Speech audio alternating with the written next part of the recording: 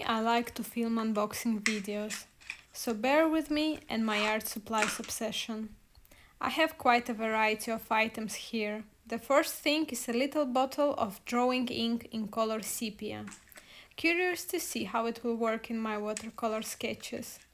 Next thing is an oil-based soft black pencil. It should work on any surface, but I will use it on plain, boring paper. Then we have a variety of items in a plastic bag. Let's start with brush pens, famous Ecoline or Ecoline, how you prefer, by Talents. I used to do hand lettering with them before, and I always wanted to try their liquid watercolor as well, but maybe sometime in future. What next? One Stabilo woody pencil for sketches as well, and I got 2 more tiny tubes of acrylic. Then I got a set of brushes that had no description. Only type of brushes were indicated. I did some research after purchasing them. One brush is Kumadori, used by kabuki artists to apply stage makeup, and another brush is Saishiki, used to paint traditional Japanese dolls. Both brushes are said to be suitable for work with sumi and saiboku, that are colored ink sticks. The brushes are made of soft bristles, and I have seen this kind of brushes used for etigami that I actually plan to do with my new Gansai paints. The sticky tape is a wrong one, my mistake. I was not attentive when reading the description. This is double-sided one. And then more brushes. These are Chinese brushes. Such a pretty packaging. I think it's a great choice if you are looking for a gift for your artistic friend. I don't know what is written on the packaging, but Google translates it like Chinese painting and calligraphy. They were indeed called brushes for calligraphy. I also got a cheap plastic palette and Gansai pens. We will check them later, I promise. This sketchbook by Art Creation I wanted for so long I couldn't find it anywhere. Happy to finally get it. A4 size was available only in white, unfortunately. I was curious to try metallic acrylic paints as well. I was mostly interested in golden one, but at the end got the whole set. Amsterdam acrylics are very affordable in Europe. I got a tiny set of 3 extra fine artist pastels by Yaxel. I have a small set of soft pastels by Renaissance, a Polish brand, but I don't use them much because unfortunately they turned out to be so powdery and crumbly. They are soft but not buttery. I hope the Yaxel pastels will be different. Let's give a close look to Chinese porcelain brushes. We have here nylon bristles and goat hair. No idea what to expect of them, but they are super pretty and they were discounted. I don't know if I'm gonna use them. They are much bigger than I thought. They are huge actually. The price of these brushes is 8 and 10 euro, while the set of Japanese brushes is only 3,95. The handles of Kumadori and Saishiki brushes are made of plastic. I kinda hoped it would be bamboo. Yaxel pastels are said to be pigmented and light fast. The price of one pastel is €1.45, and the test set of 3 pastels was only €2.21. I made the order on the mondo-artista website, that is a part of gerstaecker group. In the UK it is called Great Art. In France it is Le Géant des Beaux-Arts. In Spain it is mondo-artistas, and in Germany, the Netherlands, Switzerland and Austria it is gerstaecker. By the way, my parcel was shipped from Germany.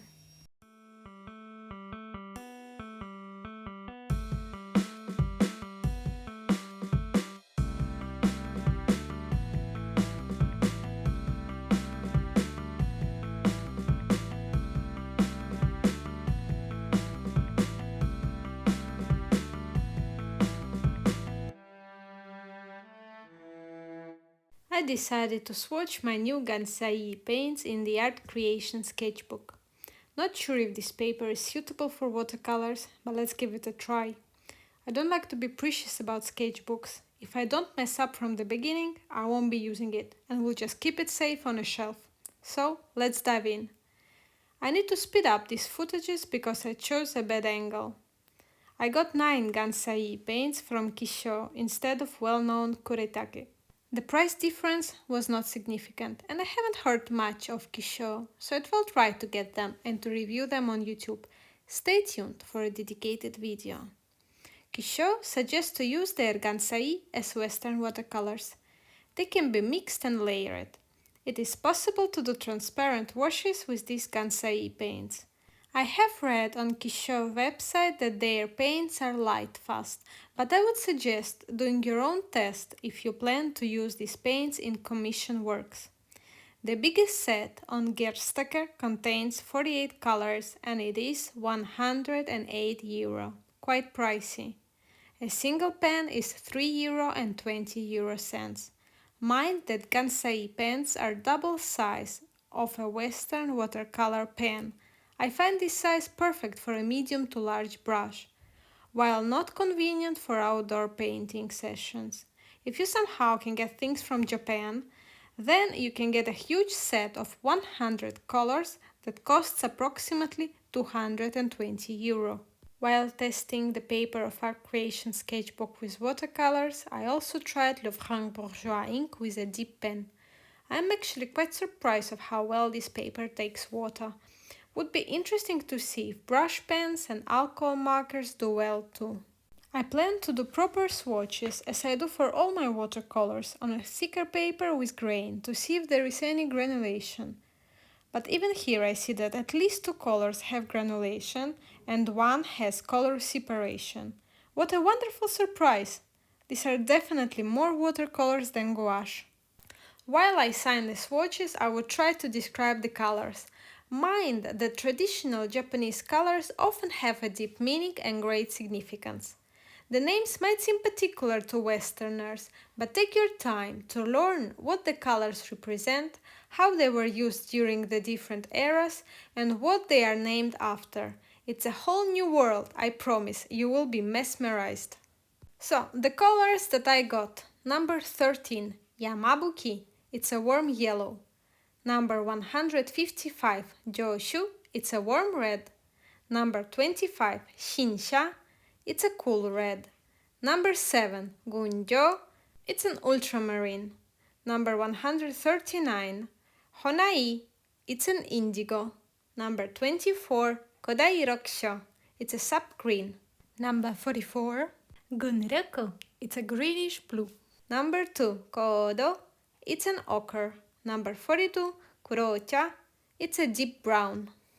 If anyone knows Japanese, please feel free to correct and educate me. I did my best to pronounce the names properly. I'm very curious to know more about traditional Japanese colors and about Gansai paints as well.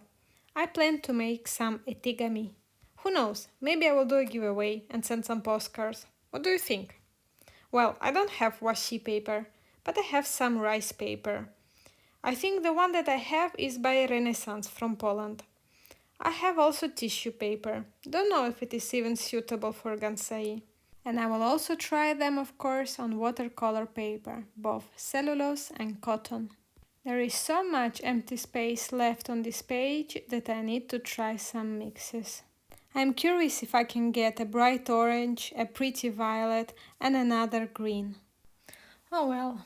You will see that it's my first time using this kind of brush, and I also struggle with watercolor on a non-watercolor paper. Yamabuki and joushu create a perfect orange, it's bright and vivid. Yamabuki and gunjou, it's a mix I'm curious to see on watercolor paper, because ultramarine blue granulates and yellow is actually not finely milled, you definitely can notice particles in mixes. It looks like pollen. Finally, Yamabuki is called after the Japanese Caria plant. Gunjou and shinsha are mixed in a lovely violet. However, I need to say that violets in Gansai are worth checking out. There are some particularly lovely shades like Kodai Murasaki that looks like grape and Botan that looks like peony pink.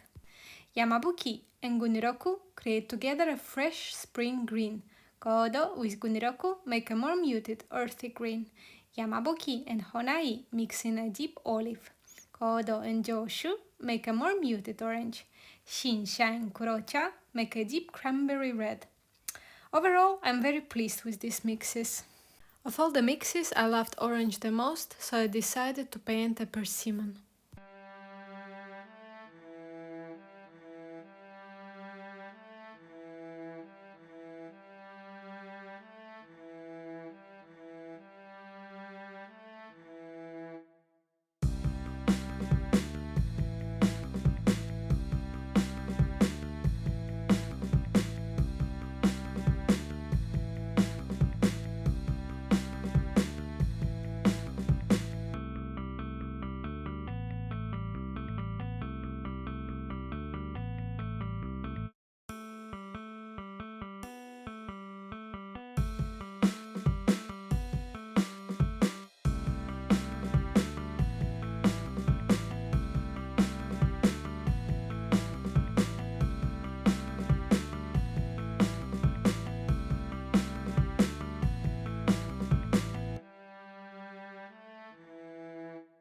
Since I already had an ink and a dip pen on the table, I decided to sign the sketch.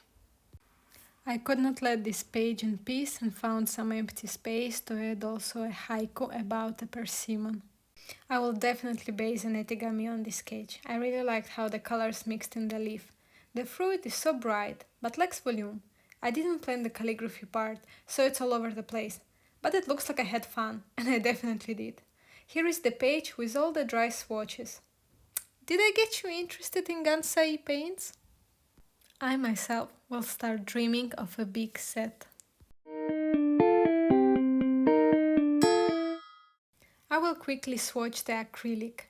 I made a few columns to see the acrylic over lines, over black acrylic and also on gesso.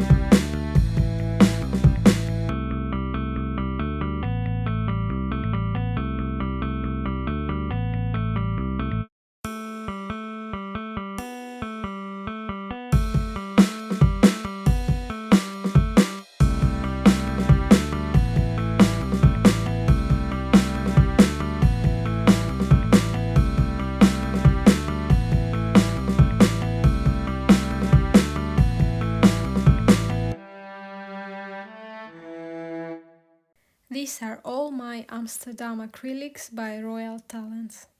I bought each of them individually. There are 90 colors in total in the range. As usual, Royal Talents made a big variety of interesting sets. The most peculiar in the Amsterdam Standard series are a set of 12 shades of grey and the pastel set. The only set that I actually got is the one that I just unpacked. It is the set of metallics that I was in need of for a current project. I will swatch them now in the art creation notebook.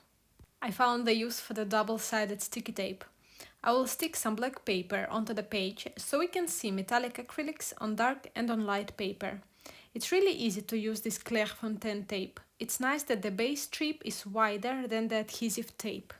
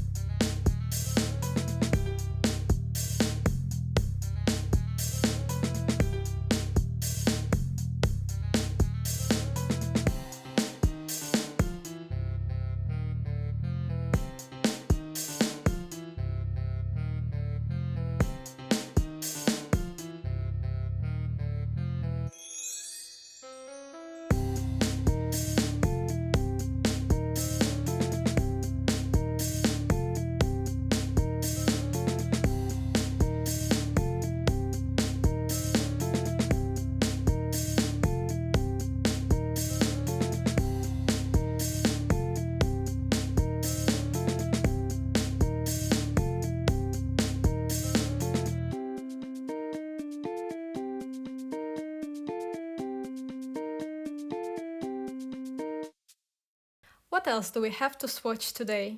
I hope you are still present and didn't fall asleep.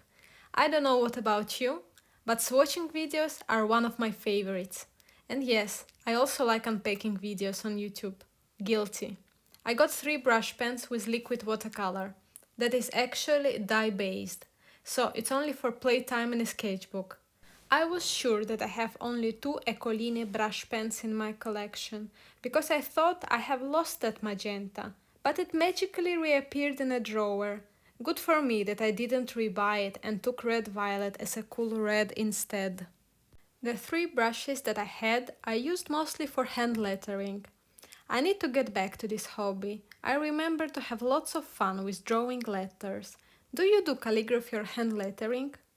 Would you be interested to watch a video about it? This time I got the brush pens with the intention of using it in sketches, just to add some color to an ink piece. I will mostly use it for accents and not for big washes or complex gradients. However, I will try to dilute the ink and to mix amongst them to get a violet, a green and an orange, for example. Don't mind my crooked numbers, that's not calligraphy, that's just my handwriting. I'm surprised how resilient is the paper in this sketchbook. It's great for pencil, ink and even watercolor. Maybe the paper is too thick for alcohol markers and too smooth for colored pencils. I mean, you can use both of these media in the sketchbook too, but if you have Copic markers, I would, in your place, try to preserve the precious ink, cause this paper will absorb a lot.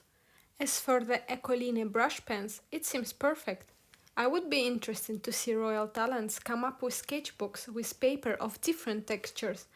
Now they have a huge variety of sizes and cover colors, but the insides are the same. I'm done with the swatches, and I even painted a little rose to see the brush pens in action. Just need to add some highlights. The woody pencil comes in handy.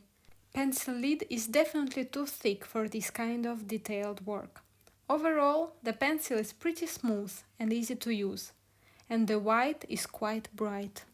The background in this little sketch led me to the cheerful rainbow gradient, an even more difficult test for the brush pens, but I think they will succeed in it.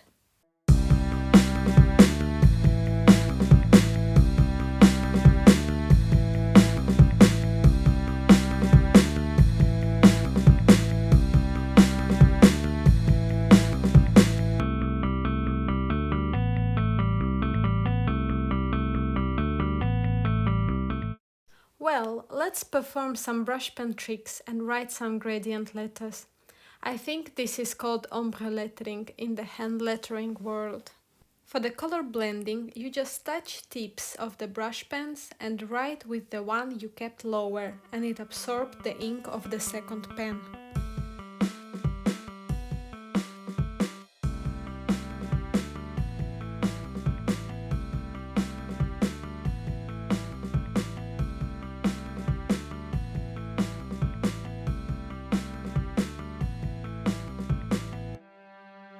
It took me some time to record the swatching of the art supplies and then also the voiceover. During this time I received another package.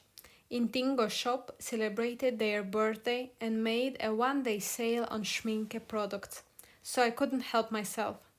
I got 2 browns, I know, very exciting! And I already have a brown from Schmincke. The new ones are Maroon brown and Mars brown. I got Schmincke catalog from Jackson's a few years back, and now it's time to check off 2 more watercolors. I noticed that it's an old tube of Maroon brown. It's written NBR as the pigment, but it's been some time since Schmincke indicated it as P Brown 7. I guess normal people are more interested in another 2 tubes that I bought. It is their super granulating colors. It was so difficult for me to choose only 2 colors. You know, I'm not against having them all, even if it's possible to do these granulating mixes yourself. But Schmincke already did it and conveniently put them in pretty tubes. Unfortunately, watercolors are pricey, and Schmincke is somewhere on the top of that expensive watercolor mountain. I picked two colors with Potter's Pink that I really love as a pigment. It just mutes perfectly everything and also granulates. If you already have watercolors with pigments that Schmincke used in their super granulating colors, then you are welcome to do mixes yourself. I already experimented with a few watercolors myself. There is a great Venn diagram, actually, a Venn stravaganza by Jinja Snaps. I will add the link to the blog where you can find the high resolution image. While I was talking about super granulating colors, I started making the swatch of the Mars Brown. Let's proceed together. Schmincke doesn't say much about this color, just that it's granulating warm dark brown. It has been one of the new colors added in 2017. PBR6 is the pigment used in Galaxy Brown, Glacier Brown, Tundra Green and Tundra Violet. I'm curious to try to mix Galaxy Brown myself. Meanwhile, the swatch is done and we are ready to look at the Maroon Brown. Schmincke describes it as granulating warm brown that is darker and warmer than their burnt sienna. Maroon Brown is made of pure pigment PBR7, while burnt sienna is a mix of PR101 and PBK9. To me it's obvious what to choose here. In the super granulating range there are some colors with PBR7, but Schmincke has more than one color with this pigment in their range. However, nobody can stop us from experimenting. The super granulating Tundra Orange that I got also has PBR7 among the pigments used, but since there is also PY43, I would guess that it's a Potter's Pink mix with raw sienna or raw amber. My bet would be the sienna, because it is more yellow. And now it's time to swatch the super granulating colors. I'm starting with the Glacier Green. Both Potter's Pink and Cobalt Green in this watercolor paint have low tinting strength. Considering this, it's more convenient to mix it with other weak pigments, or you will end up using this one faster. I had my eyes on Glacier Green with painting waterscapes in mind. Another color for painting water that I considered was Deep Sea Indigo. I do have PV62 from Schmincke and Viridian from Winsor & Newton. Might as well try to imitate the Deep Sea Indigo and compare it to the Glacier Green. Curious what I would prefer more for a seascape. From the swatches I saw online, I really appreciated the earthy granulation of Potter's Pink. Potter's Pink also led me to the Tundra Orange. This one is such a particular color, don't know if I have seen anything like this before, and since it's difficult to figure out what are the PBR7 and PY43 in the mix, I can justify the purchase of the Tundra Orange. By the way, it is also not a strong mixing color. I would love to see what kind of grey Tundra Orange creates with the Ultramarine blue, especially with the French Ultramarine that heavily granulates. I should have bought Schmincke French Ultramarine. Well, now I need to wait for another sale. Full price for Schmincke watercolors is just too much for me. Now I want to show you the swatches of the 4 new colors, plus another Schmincke brown. I'm curious to see how they all differ, and also can't miss on comparing them to other browns in my collection. I like to paint nature, so earthy tones are well loved in my studio. Mahogany Brown was my first Schmincke watercolor. I have a tiny 5 ml tube. I'm glad that all these browns are quite different from one another. Mahogany Brown actually reminds me of the Mars Brown by My Mary Blue. Now I have 3 Mars Brown watercolors in my collection, and they are all oh so different. White Nights one is on the PBR6 as the Schmincke one, but I would definitely choose the Schmincke PBR6 over the White Nights. I have a very old pen from like 10 years ago. Maybe the new one is of a better quality. Mine has sand particles in it and is impossible to re-wet. What do you think of all these browns? What brown shades are your favorite? Feel free to suggest me a brown to try. I am always excited to add new earth colors. Of course I love doing swatches, but I also need to try some of the new colors in action. I think I will do a quick sketch with super granulating colors. Here is the result. Moon looks pretty cool. It's a pity I didn't draw the birds with a pencil before. They look like fat flying penguins. The blue of the sky is pretty neat too. Oh, it's the end of the video. Bye!